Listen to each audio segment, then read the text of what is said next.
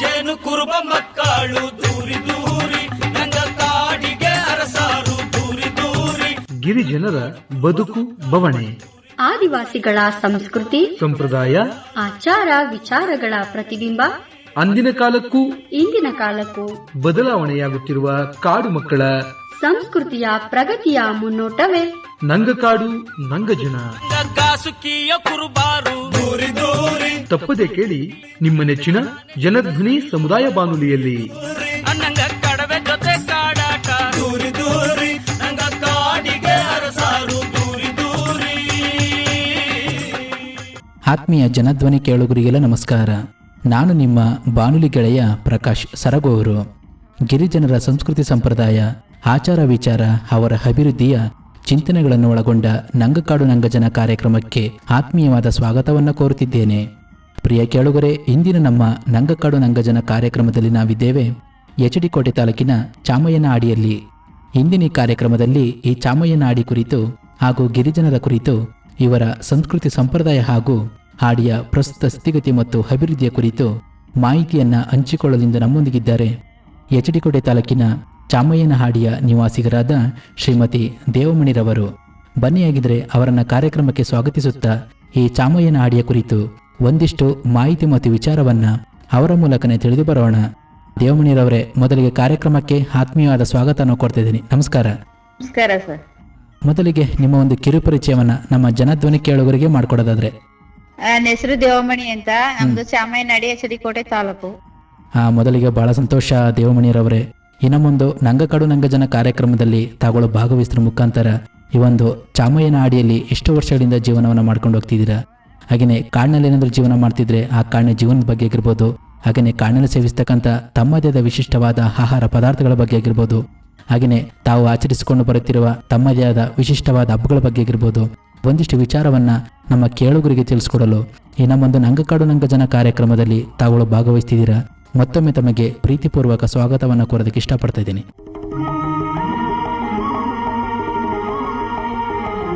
ಹಾಗೆಯೇ ಎಷ್ಟು ವರ್ಷಗಳಿಂದ ಈ ಒಂದು ಚಾಮಯ್ಯನಹಾಡಿಯಲ್ಲಿ ಜೀವನವನ್ನು ಮಾಡ್ಕೊಂಡು ಬರ್ತಿದ್ದೀರಾ ದೇವಮಣಿರವರೇ? ಹೇಗಿದೆ ಜೀವನ? ಸರ್, ನಾವ್ 22 ವರ್ಷದಿಂದ ಜೀವನ ಮಾಡ್ತಾ ಇದೀವಿ. ಅವಾಗ್ಲೆಲ್ಲ ಕಷ್ಟ ಇತ್ತು ಸರ್. ಮಕ್ಕಳು ಸಾಕ್ಬೇಕು ಅಂತಂದ್ರ, ಓದಿಸ್ಬೇಕು ಅಂತಂದ್ರ ಎಲ್ಲ ಅವಾಗ ಕೂಲಿ ಗೀಲಿ ಏನಿತ್ತಿಲ್ಲ. ಕೂಲಿಗೆ ಹೋದ್ರು ಕಡ್ಮ ಕೂಲಿ. ಮಕ್ಕಳನ್ನೆಲ್ಲ ಆಶ್ರಮ, ಅದೇ ಹೊಸಳ್ಳಿ ಆಶ್ರಮಕ್ಕೆ ಹಾಕಿ ಓದಿಸ್ತೀನೋ. ಅವಾಗ ನಾವು ದುಡಿಬೇಕು, ಅಲ್ಲೇ ತಂದು ಅವತ್ತಿನ ಕೂಲಿ ಅವತ್ತಲ್ಲೇ ಮಾಡ್ಬೇಕು. ಬೆಳಿಗ್ಗೆ ಮಡಿಕತಿಮಿ ಅನ್ನೋ ದುಡ್ಡು ಅಮೌಂಟ್ ಇರ್ತಿತ್ತಿಲ್ಲ. ಇವಾಗ ಅಂತಂದ್ರೆ ಇವಾಗ ಮಕ್ಳೆಲ್ಲ ದೊಡ್ಡವಾಗಿ ಅದೇ ಹೊಸಳ್ಳಿ ಸ್ಕೂಲಲ್ಲೆಲ್ಲ ಓದಿ ಮಕ್ಳೆಲ್ಲ ಅವ್ರ ದುಡಿಯಂಗಾಯ್ತ್ಲಿ. ಇವಾಗ ಒಂದ್ ಸ್ವಲ್ಪ ಪರವಾಗಿಲ್ಲ ಸರಿ. ಭಾರಿ ಕಷ್ಟ ಬೀಳ್ತೀನಿ ಅವಾಗ. ಅಂದ್ರೆ ತಾವುಗಳು ಈ ಒಂದು ಚಾಮಯ್ಯನಹಾಡಿಯಲ್ಲಿ 22 ವರ್ಷಗಳಿಂದ ಜೀವನವನ್ನು ಮಾಡ್ಕೊಂಡು ಹೋಗ್ತಾ ಇದ್ದೀರಾ? ಜೀವನ ಮಾಡ್ತಾ ಇದೀವಿ ಸರ್. ಇವಾಗ ಅಂತಂದ್ರೆ ಇವಾಗೇನೋ ಒಂದ್ ಮಟ್ಟಕ್ಕ ಅಂತಂದ್ರೆ ಏನ್ ಮಕ್ಳು ದುಡಿಯೋದ್ರಿಂದ ಒಂದ್ ಸ್ವಲ್ಪ ಪರವಾಗಿಲ್ಲ. ಜಮೀನು ಆಮೇಲೆ ನಮ್ ಸಂಸ್ಥೆ ಜೊತೆಲಿ ಇದ್ಕೊಂಡು ನಮ್ಮನ್ನ ಮುಂದೆ ತರ್ಬೇಕು ಅಂತ ಭಾರಿ ಕಷ್ಟ ಬೀಳ್ತದೆ ಸರ್. ಇವ್ರನ್ನ ಹಿಂಗೆ ಬಿಟ್ರಾಗಲ್ಲ, ಇವ್ರನ್ನ ಮುಂದೆ ತರ್ಬೇಕು, ಸಂಘ ಪಂಗ ಮಾಡ್ಕೊಂಡು ಇವ್ರು ಮುಂದರಿಲಿ, ಹಿಂಗೆ ಕೂಲಿ ಮಾಡ್ಕೊಂಡು ನಿಂತಿರ್ತಾರ ಅಂತ ನಮ್ಗ ಹೆಲ್ಪ್ ಮಾಡ್ಕೊಡ್ತು ನಮ್ ಸಂಸ್ಥೆ. ಅದ್ರಿಂದ ನಾವು ಪರವಾಗಿಲ್ಲ, ಈಗ ಏನಿಲ್ಲ, ನಮ್ಗೇನ್ ಬೇಕು ಸೌಲಭ್ಯ ನಾವು ಮಾಡ್ತೀವಿ ಅಂತ ಮುಂದೆ ಬರೋರ್ಗೆ ಹೆಲ್ಪ್ ಮಾಡ್ಕೊಡ್ತಾ ಇದ.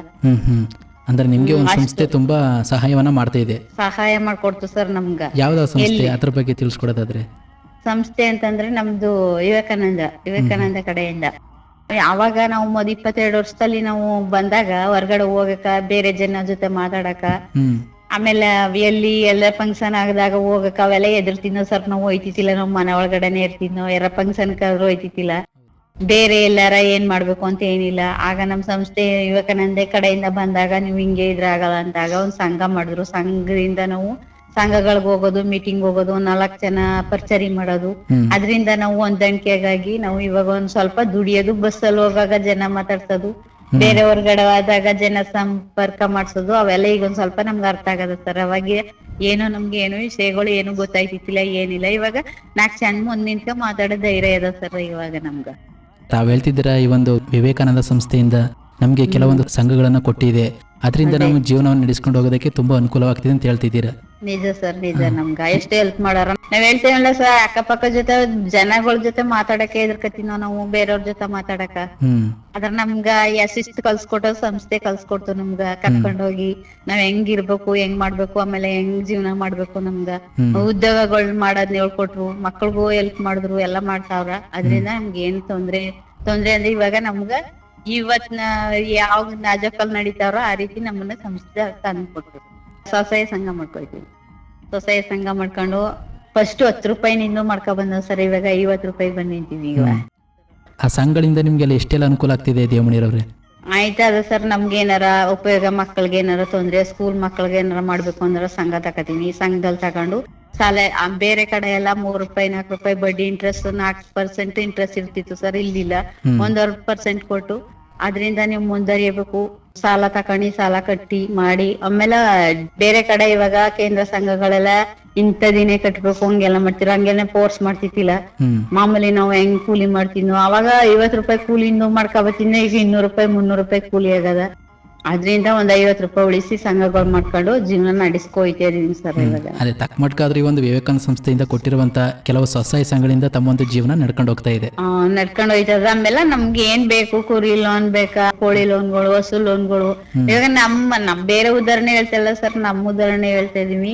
ಒಂದ್ 2-3 ತಿಂಗಳಿಂದ ನಮ್ ಕಡೆಯಿಂದ ಇಲ್ಲಿಂದ ಬರೋ ಸಂಘ ಮಾಡಕ್ ಬರ್ತಾರಲ್ಲ ಅವ್ರುಗಳು, ನಾವು ಹಿಂಗ್ ಮಾಡ್ತೀವಿ, ನಮ್ಗೆ ಹಸು ಲೋನ್ ಬೇಕು, ನಾವು ಹೊಸ್ದಾಗಲ್ಲ ಅಲ್ಲಿ ಇಲ್ಲಿ ಎಲ್ಲೂ ದುಡಿಯಲ್ಲ, ನಮ್ಗೆ ಹಸು ಲೋನ್ ಕೊಡಿಸ್ಕೊಡಿ ಅಂತ ಕೇಳಿದ್ವಿ ಸರ್ ಸಂಘದ ಕಡೆಯಿಂದ. ಅವ್ರು ನಮ್ಗ ಹಸಿನ ಲೋನ್ ಕೊಡಿಸಿದ್ರು. ಒಂದ್ 5 ತಿಂಗಳಿಂದ ನಾವು ಬೇರೆ ಕಡೆ ಎಲ್ಲ ಕೂಲಿಗೆ ಹೋಯ್ತಿನೋ. ಬೆಳಿಗ್ಗೆ ಹೋಯ್ತು ಅಂತಂದ್ರೆ ಸಾಯಂಕಾಲ 6 ಗಂಟೆ ದುಡಿಬೇಕು. 6 ಗಂಟೆ ಮೇಲೆ ಮನೆಗ್ ಬರ್ತಿದ್ವಿ. ಇವಾಗ ಎಲ್ಲಿಗೂ ಕೆಲ್ಸಕ್ಕೆ ಹೋಯ್ತಲ್ಲ ಸರ್. ನಾವೇ ಹಸು ಸಾಕೊಂಡು ಅಲ್ಲಿ ಡೈರಿಗೆ ಹಾಕೊಂಡು ಆಮೇಲೆ ಜಮೀನ್ ಮಾಡ್ಕೊಂಡು ಜೀವನ ಮಾಡ್ಕೊಯ್ತಾ ಇದೀವಿ. ಅದು ಹೇಳ್ಬೇಕಂದ್ರೆ ಈ ಒಂದು ಸ್ವಸಹಾಯ ಸಂಘಗಳಿಂದ ಬೇರೆ ಬೇರೆ ಸೌಲಭ್ಯಗಳನ್ನ ಪಡ್ಕೊಳ್ಳೋಕೆ ಕೂಡ ತುಂಬಾ ಅನುಕೂಲ ಆಗ್ತಾ ಇದೆ. ನಿಜ ಸರ್, ನಿಜ. ಹಾಗೆಯೇ ದೇವಮಣಿಯವರೇ, ಒಂದು ಆಡಿಯ ಪರಿಸ್ಥಿತಿ ನೋಡಿದ್ರೆ ತಮ್ಮ ಒಂದು ಚಾಮಯ್ಯನ ಆಡಿಯಲ್ಲಿ ಎಷ್ಟು ಕುಟುಂಬಗಳು ವಾಸ ಮಾಡ್ಕೊಂಡು ಹೋಗ್ತಿದ್ದೀರಾ? ನಾವು ಇಲ್ಲಿ ಎಷ್ಟು ಕುಟುಂಬ ಇದಾರೆ ಅಂದ್ರೆ 200 ಕುಟುಂಬ ಇದಾರೆ ಸರ್. 200 ಕುಟುಂಬಗಳು ಜಾಸ್ತಿ ಇರ್ಬೋದು, ಅದ್ರ ನನ್ಗೆ ಗೊತ್ತಿರಂಗೆ 200 ಕುಟುಂಬ ಇದೆ. ಅಂದ್ರೆ ತಮ್ಮ ಒಂದು ಚಾಮಯ್ಯನ ಆಡಿಯಲ್ಲಿ ಒಟ್ಟು 200ಕ್ಕಿಂತ ಹೆಚ್ಚು ಕುಟುಂಬಗಳು ವಾಸ ಮಾಡ್ಕೊಂಡು ಹೋಗ್ತಿದ್ದೀರಾ? ವಾಸ ಮಾಡ್ತಿದ್ದೆ. ಅಂದ್ರೆ ಯಾವ ಜನಾಂಗದವರು ಸಂಪೂರ್ಣವಾಗಿ ವಾಸ ಮಾಡ್ಕೊಂಡು ಹೋಗ್ತಿದ್ದೀರಾ? ನಾವು ಎರವಸು ಸರ್. ಅಂದ್ರೆ ಸಂಪೂರ್ಣವಾಗಿ ಎರವಸ್ಸೆ ವಾಸ ಮಾಡ್ಕೊಂಡು ಹೋಗ್ತಿದ್ರಿ ಅಥವಾ ಬೇರೆ? ಇಲ್ಲ ಎಲ್ಲ ಮಿಕ್ಸ್ ಅದ ಸರ್. ಎಲ್ಲ ಇದು ಹೋದಾರ. ಅದ್ರ ನಮ್ ಚಾಮಯ್ಯನಹಳ್ಳಿಲಿ ನಮ್ದು ಎರವಸಂದ ಬೀದಿ ಅದ, ಅದ್ರಲ್ಲಿ ವಾಸ ಮಾಡ್ಕೊಯ್ತೇವೆ. ಅಂದ್ರೆ ಜೀವನಕ್ಕೆ ಏನೆಲ್ಲ ಕೆಲಸ ಮಾಡ್ಕೊಂಡು ಹೋಗ್ತಿದ್ರೆ ದೇವಮಣಿಯವರೇ ಹಾಡಿಲಿ? ಆಡಿಲಿ ಅಂತಂದ್ರ ಆಡಿಲಿ ಅವಾಗ ಕೂಲಿ ಮಾಡ್ತಿದ್ನೋ. ಇವಾಗ್ಲೂ ಜಮೀನ್ ಮಾಡ್ತೀವಿ. ಕೂಲಿಗೆ ಹೋಗೋರು ಕೂಲಿಗೆ ಹೋಯ್ತಾರ, ಜಮೀನ್ ಮಾಡೋರು ಜಮೀನ್ ಮಾಡ್ತಾರ. ಆಮೇಲೆ ಇವಾಗ ಓದಿ ತರಬೇತಿ ತಗೊಂಡಿರೋ ಮಕ್ಳೆಲ್ಲ ಕೆಲ್ಸದಲ್ಲಿರೋ ಅಂತವ್ ಮಕ್ಳು ಮನೆಗಳು ಇರ್ತಾವ. ಇಲ್ದೇದ್ ಮನೇಲೂ ಇಲ್ಲ ಕೂಲಿ. ಮಾಮೂಲಿ ಇವಾಗ ಕೂಲಿ ಮಾಡೋ ಅಂತ 10 ಜನ ಇದಾರೆ. ನಮ್ಗಳು ಕೂಲಿಗೆ ಹೋಯ್ತಿದ್ನ, ಇವಾಗ ಹೋಯ್ತಾ ಇಲ್ಲ. ಜಮೀನ್ ಗಿಮೀನ್ ಮಾಡ್ಕೊಂಡು ಅದೇ ಗುತ್ಕ ಗಿತ್ಕೊಂಡ್ ಜಮೀನ್ ಇಲ್ದಿದ್ದವ್ರು ಬೇರೆ ಕಡೆ ಗುತ್ಕ ಮಾಡ್ಕೊಂಡು ಜೀವನ ಮಾಡ್ತಾ ಇದೀವಿ. ಹಾಗೇನೆ ಒಂದು ಮಕ್ಕಳ ಶೈಕ್ಷಣಿಕ ಮಟ್ಟ ನೋಡೋದಾದ್ರೆ ತಮ್ಮ ಒಂದು ಚಾಮಯ್ಯನಾಡಿಯಲ್ಲಿ ಮಕ್ಕಳೆಲ್ಲ ಸರಿಯಾಗಿ ಶಾಲೆಗೆ ಹೋಗ್ತಾ ಇದಾರೆ ಹೇಗೆ? ಹೋಗೋರು ಹೋಯ್ತವ್ರ ಸರ್, ಹೋಗ್ದಿದವ್ರು ಅವ್ರ ಮನೆ ಪ್ರಾಬ್ಲಮ್ ಒಂದ್ ಸ್ವಲ್ಪ ಜನ ಹೋಯ್ತಾ ಇಲ್ಲ. ಹೋಗೋದು SLC ಮಾಡ್ಬಿಟ್ಟು ಬಿಟ್ಬಿಟ್ಟು ಮನೇಲಿ ಇರೋಂಥದ್ದು. ಓದಲ್ಲ ನಾವು ಮನೇಲೇ ಇರ್ತೀನಿ ಅನ್ನೋ ಮಕ್ಳು ತುಂಬಾ ಜನ ಅವ್ರ. ಓದಂತಾರ ಮಕ್ಳು ಸುಮಾರು ಜನ ಇದಾರ. ಮನೇಲಿ ವಾತಾವರಣ ಚೆನ್ನಾಗಿರಲ್ವಲ್ಲ, ಮನೆಗಳಲ್ಲಿ ಓದ್ತಾ ಇಲ್ಲ, ಬಿಟ್ಬಿಟ್ಟು ಮನೇಲೆ ಇರ್ತಾವ. ಜೀವನ ಮಾಡ್ಬೇಕಲ್ಲ, ತಂದೆ ತಾಯಿಗಳು ದುಡಿಯಕ್ ಆಗ್ಲಿಲ್ಲ ಅಂತಂದ್ರೆ ಮಕ್ಕಳು ದುಡ್ಡು ಸಾಕ್ಬೇಕಲ್ಲ, ಆ ತರ ಮಾಡ್ತಾ ಇದಾರೆ ಸರ್. ಅಂದ್ರೆ ಕೆಲವೊಂದು ಆರ್ಥಿಕ ಸಮಸ್ಯೆಯಿಂದ ಮಕ್ಕಳಿಗೆ ಸರಿಯಾದ ಒಂದು ಶಿಕ್ಷಣ ಕೊಡ್ಸೋದು ತುಂಬಾ ಸಮಸ್ಯೆ ಅಂತ ಹೇಳ್ತಾ ಇದ್ದೀರಾ? ಸರ್ ಮಾಡ್ಬೇಕು ಸರ್. ಮಕ್ಳಿಗ ಸುಮಾರು ಮಕ್ಳು ಓದಿರೋ ಮಕ್ಳು ಅವ್ರಿಗೂ ಕೊಡ್ಸ್ಬೇಕು ಸರ್. ಅವ್ರು ಮುಂದೆ ಬರ್ಬೇಕು, ಚೆನ್ನಾಗಿರ್ಬೇಕು ಅಂತಂದ್ರೆ ಮಕ್ಳು ಶಿಕ್ಷಣ ಕೊಡ್ಸ್ಲೇಬೇಕು ಸರ್. ಹೌದು. ಈಗಂತಂದ್ರೆ ಕೆಲವೊಂದು ಆಡಿಗಳು ನೋಡ್ತಾ ಇರ್ತೀವಿ ದೇವಮಣಿಯವರೇ. ಇವಾಗ ತಂದೆ ತಾಯಿಗಳು ಹೊರ ಜಿಲ್ಲೆಗಳಿಗೆ ಅಥವಾ ಈ ಕೊಡಗು ಆ ಕಡೆ ಹೋದಾಗ ಮಕ್ಕಳು ಕೂಡ ಜೊತೆಗೆ ಕರ್ಕೊಂಡು ಹೋಗಂತ ಸನ್ನಿವೇಶಗಳನ್ನು ಕೂಡ ನೋಡ್ತಾ ಇರ್ತೀವಿ. ನಾವೇ ಹೋಯ್ತೀನೋ 22 ವರ್ಷದಲ್ಲಿ ನಾವೇ ಮಕ್ಳು ಕರ್ಕೊಯ್ತೀನೋ. ಚಿಕ್ಕ ಮಕ್ಳು 1 ವರ್ಷ ಮಕ್ಳು 2 ವರ್ಷ ಮಕ್ಳನ್ನೆಲ್ಲ ಕರ್ಕೊ ಜೀವನ ಮಾಡೀವಿ ಸರ್ ನಾವೇ. ಈ 10 ವರ್ಷದಿಂದ ಅದೇ ಸಂಘ ಮಾಡ್ಕೊಂಡು ನಾವು ಸಂಘಗಳಲ್ಲಿ ತಕೊಂಡ್ ಮೀಟನ್ ಮಾಡ್ತೀವಲ್ಲ, ಆ ತೊಟ್ಟಿಂದ ಏನು ತೊಂದ್ರೆ ಇಲ್ಲ. ಅವಾಗ್ಲೆಲ್ಲ ನಾವು ಮಕ್ಳು ಕರ್ಕೊಂಡ್ವಿ ಕೊಡಗು ಮಳೆಯಲ್ಲೆಲ್ಲ ಜೀವನ ಮಾಡೋದೇ. ಈಗ 10 ವರ್ಷದಿಂದ ಯಾವಾಗ ಸ್ವಸಹಾಯ ಸಂಘ ಅವಕ್ಕೆಲ್ಲ ನಾವು ಸ್ವಲ್ಪ ಸಂಘಗಳು ಮಾಡ್ಕೊಂಡು ಮುಂದುವರಿತೀವಿ, ಅವಾಗ್ಲಿಂದ ನಾವು ಕೊಡಗುರ್ಗು ಹೋಯ್ತಾ ಇಲ್ಲ. ಸಂಘಗಳಲ್ಲಿ ದುಡ್ಡು ತಕೊಂಡು ಬೇರೆ ಜಮೀನ್ ಹಾಕೊಂಡು ಅಲ್ಲಿ ಏನಾಗತ್ತೆ. ಆಮೇಲೆ ಬಿತ್ತನೆ ಬೀಜನು ಕೊಡ್ತಾ ಇದ್ರಲ್ಲ ಸರ್ ನಮ್ಗೆ, ಹೇಳ್ದಂಗ ಹತ್ತಿ ಬೀಜ ಜೋಳ ಎಲ್ಲಾನು ನಡ್ಸ್ಕೊಡ್ತಾವ್ರ ನಾವು ಮಾಡ್ತೀವಿ ಅಂದಾಗ. ಅದರಿಂದ ನಾವು ಒಂದ್ ಸ್ವಲ್ಪ ಟ್ರ್ಯಾಕ್ಟರ್ ವ್ಯವಸ್ಥೆ ಮಾಡ್ಕೊಂಡು ಮಾಡ್ತೀವಿ ಸರ್, ಜಮೀನ್ ಮಾಡ್ಕೊಯ್ತೀವಿ. ಅಡವಿ ದೇವಿಯ ಕಾಡು ಜನಗಳ ಈ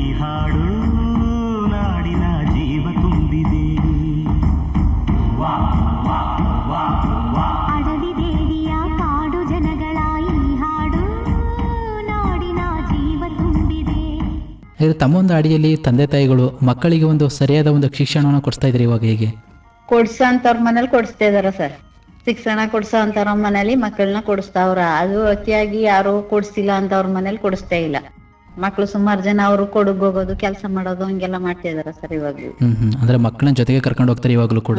ಜೊತೆಗೆ ಕರ್ಕೊಯ್ತಾರ ಸರ್. ಇಲ್ಲ ಅವ್ರಿಗೂ ಕೂಲಿಗೆ ಹೋಯ್ತಾರಲ್ಲ, ಇನ್ ಮಕ್ಳು ಬಿಟ್ಬಿಟ್ಟು ಹೋಗಲ್ಲ ಅಂತ ಜೊತೆಗೂ ಕರ್ಕೊಯ್ತಿದಾರೆ. ಹಾಗೆ ದೇವಮಣಿ ಅವರೇ, ತಾಗಳು ಈ ಆಡಿ ಬರಂಗಿಂತ ಮುಂಚೆಗೆ ಮೊದಲಿಲ್ಲಿ ಜೀವನವನ್ನ ಮಾಡ್ಕೊಂಡು ಹೋಗ್ತಾ ಇದ್ರಿ? ಕಾಡಲ್ಲಿ ಅವಾಗ ನಮ್ ತಂದೆ ತಾಯಿ ಇದ್ದಾಗ ಚಿಕ್ಕವರಾಗಿ ಕಾಡಲ್ಲಿ ಜೀವನ ಮಾಡ್ತಿದ್ರಂತ ಸರ್. ಅವಾಗ ಅಲ್ಲೇ ಇದ್ಕೊಂಡು ಕಾಡಲ್ಲಿ ಜೀವನ ಮಾಡ್ಕೊಂಡು ಅವಾಗ ಹೋಯ್ತಿದ್ರಂತ. ಇವಾಗ ಎಲ್ಲ ಊರ್ ಕಟ್ಗ ಅದೇ ಒಳ ಎಲ್ಲ ಮುಳ್ಗಡೆ ಆವಾಗ ಊರ್ ಕಟ್ಗ ಬಂದ್ ಸೇರ್ಕೊಂಡ್ರಂತ ಎಲ್ಲಾರು. ಅಂದ್ರೆ ನಿಮ್ ತಂದೆ ತಾಯಿಗಳು ಮೊದ್ಲು ಕಾಡಿನಲ್ಲಿ ಜೀವನ ಮಾಡ್ತಾ ಇದ್ರು? ಕಾಡಿನಲ್ಲಿ ಜೀವನ. ನಿಮ್ಗೇನಾದ್ರು ನೆನಪಿದೆಯಾ ದೇವಮಣಿ ಅವ್ರ ನಿಮ್ ತಂದೆ ತಾಯಿ? ಇಲ್ಲ ಸರ್, ನಮ್ಗೆ ಅವೆಲ್ಲ ಗೊತ್ತಿಲ್ಲ. ತಂದೆ ತಾಯಿಗಳು ಅಂತಂದ್ರ ಅವಾಗ ಇವಾಗ 2 ಮಕ್ಳು, ಅವತ್ಗ 6, 7, 8 ಮಕ್ಳು ಸಾಕ್ಬೇಕು ಅಂದ್ರೆ ಭಾರಿ ಕಷ್ಟ ಬಿದ್ದಿದಾರಂತ ಸರ್. ಅಲ್ಲಿಗೆ ಇಲ್ಲಿ ಕೆಲಸ ಮಾಡಿ ಕೂಲಿ ಮಾಡಿ ಅವಾಗ ಒಂದ್ ಸೇರಾಗಿ ಒಂದ್ ಪೌರಾಗಿ ತಂದ್ ಮಕ್ಳೆಲ್ಲ ಊಟ ಮಾಡ್ಕೊಂಡ್ ಅವ್ರ ಗಂಜಿ ಕುಡ್ಕೊಂಡ್ ಮನಿ ಕಳೋದು. ಮಕ್ಳಿಗೆ ಊಟ ಇಲ್ಲ ಅಂತಂದ್ರ ಎಲ್ಲಾರು ಇಸ್ಕೊಂಬಂದು ಊಟ ಕೊಡ್ಬೇಕಲ್ಲ, ಆ ರೀತಿ ಎಲ್ಲ ಜೀವನ ಮಾಡಿದಾರಂತ ಸರಿ ಹೇಳ್ತಾ ಇದ್ರಲ್ಲ ಅವಾಗ ನಾವ್ ಚಿಕ್ಕವರಾದಾಗ. ಇವಾಗ 1-2 ಮಕ್ಳು ಕೊಡಕ್ಕೆ ನಾವು ಅಷ್ಟೊಂದು ಆಗಲ್ಲ ಅಂತೀವಿ. ಅವ್ರ 6 ಜನ 7 ಜನ ಮಕ್ಳಿಗೆಲ್ಲ ಕೊಡ್ಬೇಕು ಅಂತಂದ್ರೆ ಕೂಲಿ ಇಲ್ಲ, ಏನಿಲ್ಲ. ಕಾಡಲ್ಲಿ ಏನಾರ ತಂದು ಜೀವನ ಮಾಡ್ಬೇಕಾದ್ರೆ ಬಾರಿ ಕಷ್ಟ ಆಗಿತ್ತಂತ ಸರ್ ಅವ್ರಗ. ಆದ್ರೆ ಇಂದಿನ ಕಾಲದಲ್ಲಿ ನಿಮ್ ತಂದೆ ತಾಯಿಗಳು ಕಾಡಿನಲ್ಲಿ ಜೀವನ ಮಾಡ್ತಿದ್ದಾಗ ತುಂಬಾ ಕಷ್ಟದಿಂದ ಜೀವನವನ್ನ ಮಾಡ್ಕೊಂಡು ಹೋಗ್ತಾ ಇದ್ರು.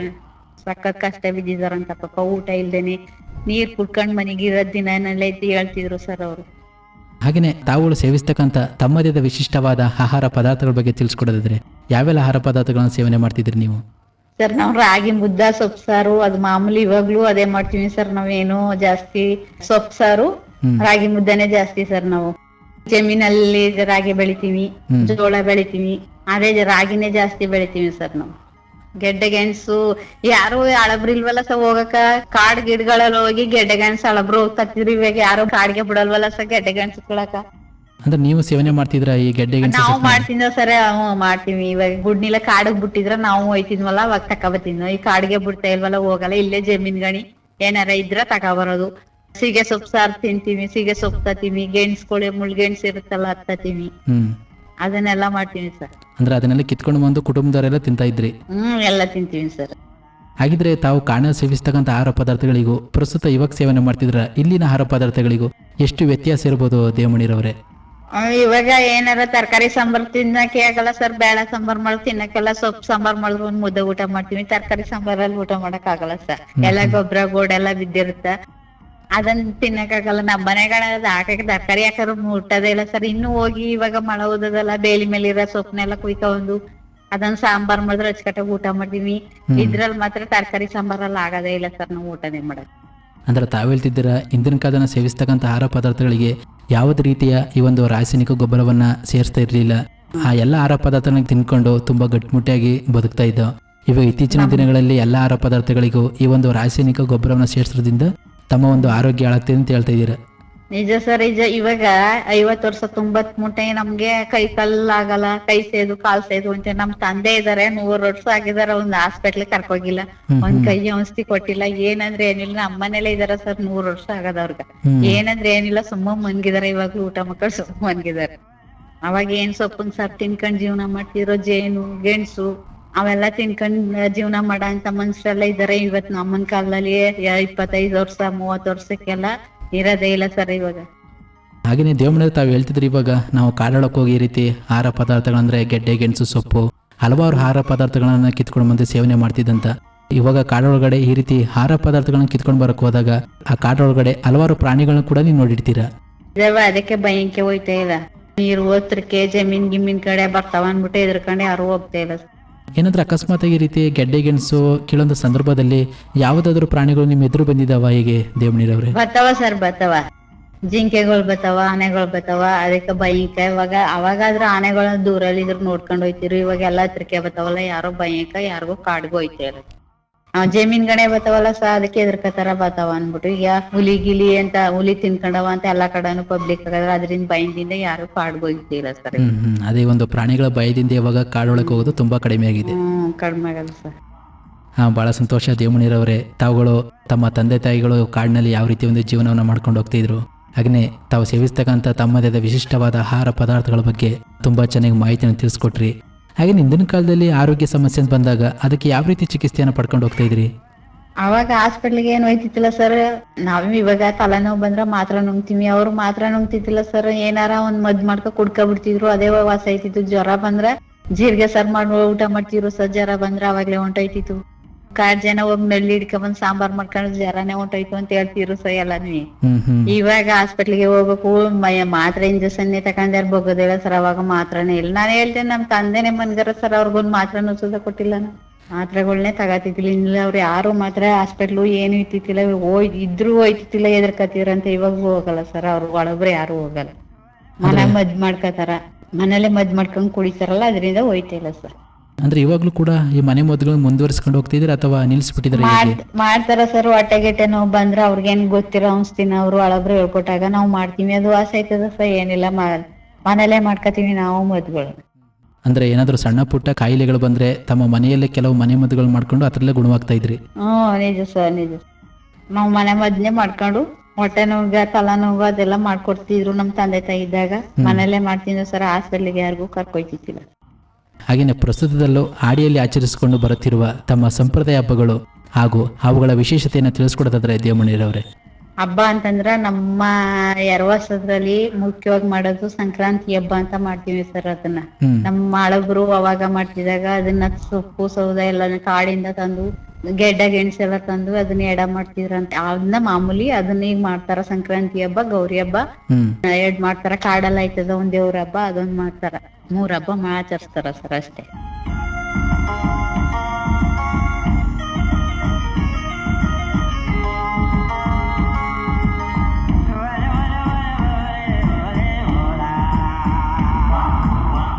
ಈ ಕಾಡಿನಲ್ಲಿ ಹಬ್ಬಗಳು ಮಾಡ್ಕೊಂಡು ಹೋಗ್ತಿರಲ್ಲ, ಹಬ್ಬಗಳನ್ನ ಯಾವ ರೀತಿ ಆಚರಣೆ ಮಾಡ್ಕೊಂಡು ಹೋಗ್ತೀರಾ? ಸಂಪ್ರದಾಯ ಅಂತಂದ್ರ ನಮ್ ಕಡೆ ಮರಿ ಕುರಿ ಕುಯ್ತಾರಲ್ಲ, ಅದನ್ನ ಕಾಡ್ ದೇವ್ರಿಗೆ ಅರ್ಸ್ಕೊಂಡಿರ್ತಾರ. ನಾವು ಮರಿ ಮಾಡ್ತೀವಿ, ಮರಿ ಕುಯ್ತೀವಿ ಅಂತ ಎಲ್ಲ ಒಟ್ಟಾಗಿ ಸೇರಿ ಎಲ್ಲ ಗ್ರಾಮದವ್ರು ಒಟ್ಟಾಗಿ ಸೇರಿ ಮರಿ ಕೂದು ಅದನ್ನ ಕಾಡ್ ದೇವ್ರಗ ಹಬ್ಬ ಮಾಡ್ತಾರ. ಅಂದ್ರೆ ಯಾವ ಸಮಯದಲ್ಲಿ ಈ ಹಬ್ಬಗಳನ್ನೆಲ್ಲ ಮಾಡ್ಕೊಂಡು ಹೋಗ್ತೀರಾ? ಅದು ಸಂಕ್ರಾಂತಿ ಅಂದ್ರೆ ಜನವರಿ ಟೈಮ್ ಮಾಡ್ತಾರ ಸರ್. ಅದನ್ನ ಡ್ಯಾನ್ಸ್ ಅವಾಗ ಎಲ್ಲಾ ಮಾಡ್ತಿದ್ರು, ಈಗ ಯಾರು ಮಾಡಲ್ಲ ಸರ್. ಹಂಗ ಎಲ್ಲಾ ನಾಚ್ಕೋತಾರ. ಇವಾಗ ಯಾರು ಮಾಡಲ್ಲ. ಅವಾಗೆಲ್ಲ ಹಳಬ್ರೆಲ್ಲ ಸೇರ್ಕೊಂಡು ಹಬ್ಬ ದಿವ್ಸಕ್ಕೆ ಡ್ಯಾನ್ಸ್ ಎಲ್ಲಾ ಮಾಡ್ತಿದ್ರಂತ. ಗಿಡ ಕೇಳ್ಕೊಟಾರ, ಅದ್ರ ನಾವು ಹೋಗಿಲ್ಲ ಅಷ್ಟೇ, ನೋಡಿಲ್ಲ, ಕೇಳಿವಿ ಅಷ್ಟೇ.